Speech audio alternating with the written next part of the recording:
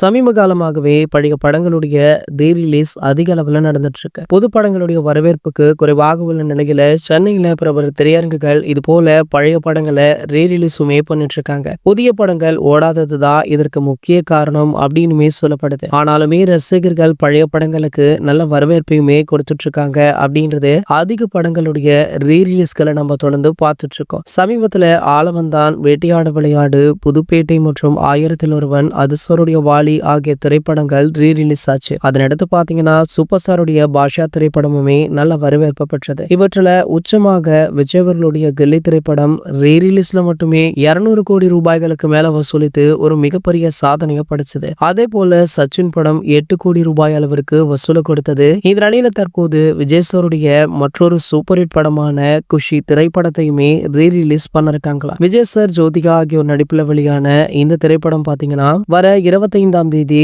ரீ-ரிலீஸுமே ஆக இருக்கா. சோ அது மட்டும் இல்லாம அண்மையில வெளியான சூப்பர் ஸ்டாருடைய பாஷா திரைப்படத்தையும் இந்த சாதனையை இந்த படம் முறியடிக்குமா அப்படின்றத வெயிட் பண்ணியுமே பார்க்கலாம். அப்படி முறியடிக்கப்பட்டால் 25 வருட சாதனை தகர்க்கப்படும் அப்படின்றதுனால ரசிகர்களுமே தற்போது ஆவலுடன் காத்துட்டு இருக்காங்க. இது போன்ற சினிமா செய்திகளை பற்றி நீங்க உடனே தெரிஞ்சுக்க நம்மளுடைய சேனலை மறக்காம சப்ஸ்கிரைப் பண்ணிக்கோங்க.